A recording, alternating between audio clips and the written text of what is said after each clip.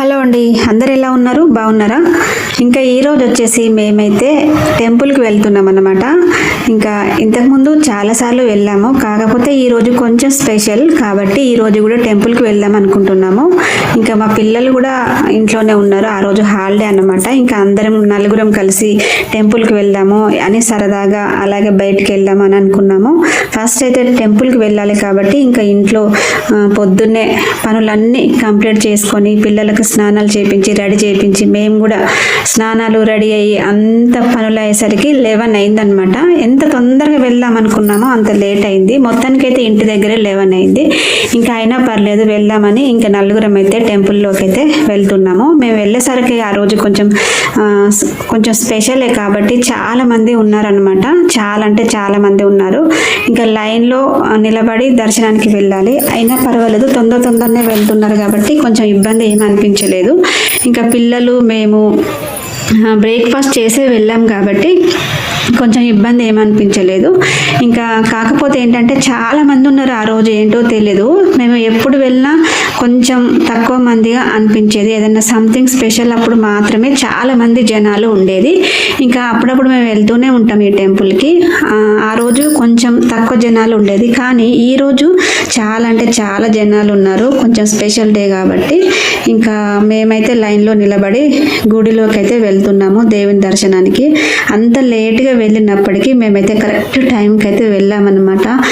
అప్పుడే పూజ అవుతుంది, హారతి ఇస్తున్నారనమాట. ఇంకా అక్కడ గుడిలో ఉండే స్టాఫ్ ఉంటారు కదా, వాళ్ళైతే అంటున్నారనమాట, మీరు కరెక్ట్ టైంకి వచ్చారు, మొత్తానికైతే పూజ అవుతుంది అలాగే హారతి ఇచ్చే టైంకి వచ్చారు, మీరు అదృష్టవంతులు అని అక్కడ అంటున్నారనమాట. మేము వెళ్ళి లైన్లో నిలబడి మేము ఇంకా ముందుకు వెళ్తూ ఉన్నాము.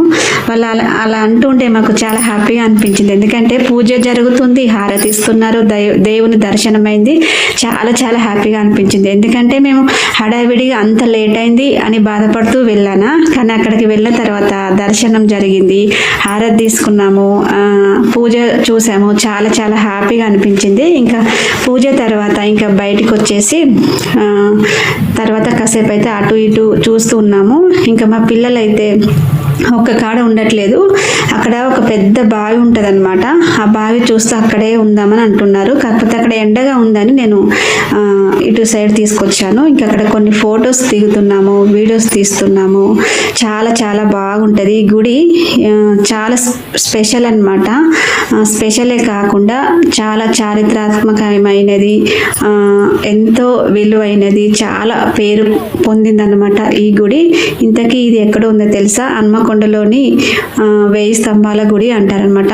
చాలా చాలా చాలా బాగుంటుంది, ప్రజెంట్గా ఉంటుంది, మనకు పీస్ఫుల్. అక్కడ ఎంతసేపు ఉన్నా ఇంకా ఉండాలనిపిస్తుంది అనమాట. ఇంకా మేమైతే అప్పుడప్పుడు వెళ్తూనే ఉంటాము. ఇదే అన్నమాట, ఇక్కడ పెద్ద బావి కనిపిస్తుంది కదా, ఇందులో తాబేళ్ళు అయితే చాలా ఉన్నాయన్నమాట. ఇంకా మా పిల్లలు వాటిని చూస్తూ అక్కడే ఉంటున్నారు.